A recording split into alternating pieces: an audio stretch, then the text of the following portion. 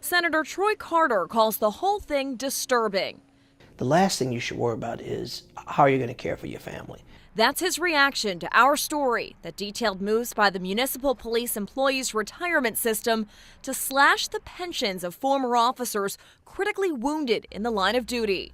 What my staff understand is making overtures to try and figure out what exactly we can do versus what they can do. Amendments 1 and 2 correct an error. But if a legislative remedy is needed, then we can kind of run those traps simultaneously with hopes of getting some resolve. My name is Chris Honor. I am retired from the New Orleans Police Department. We first introduced you to Chris Honor when he spoke at a Board of Trustees meeting last month in Baton Rouge. I got hit by a car going 70 miles an hour. I broke my neck. My hips have been fractured. Both of my legs nearly ripped completely off. Honor is irate over the board's decision to slash his lifetime pension from 100% to just 40%. The board also asked the former NOPD officer to pay back over $200,000 in payments he's already received. The father of 3 calls the decision crippling. I was mad. I was hurt.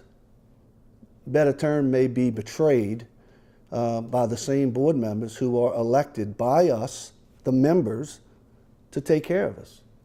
In February of 2000, a fellow drunk police officer slammed into Honor as he was on the side of the road performing a traffic stop.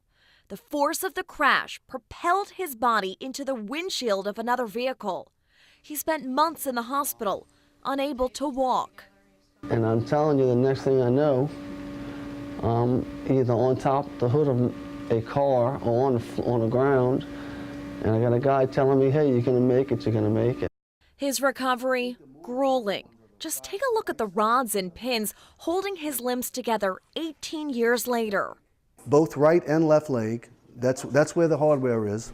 Honor and his wife described the toll his injuries took on their family as life-changing. But I'm the one that plays ball with the kids. I'm the one that taught them to ride a bike. And I know he'd like to. Doctors only gave Honor a slim chance of walking again, which makes his recovery that much more remarkable. You can be critically injured, catastrophically injured, and not be able to function as a police officer and still be able to function in life. In 2003, the law pertaining to disability benefits was rewritten. It states if someone loses the total use of a limb because of injuries suffered on or after July 1st, 2003, they're eligible for a full pension. But before that date is another story. Honor contends although he didn't lose a limb, he can't perform the functions of a police officer. Do we have any further business? At last month's board meeting, Honor's daughter shared her frustration. Tell me how it makes any logical sense that a person after 2003 qualifies for 100% with a bilateral knee injury, but a person before 2003 who has lived with the 100% qualifying knee injury for more time does not. That makes no sense. Honor isn't the only one affected by the law. I would never want nobody to imagine the feeling I had when I got my letter. Former Monroe police officers Paul Brown and Jeff Bales, also both critically injured in the line of duty, received notice their pensions would be slashed to 40%.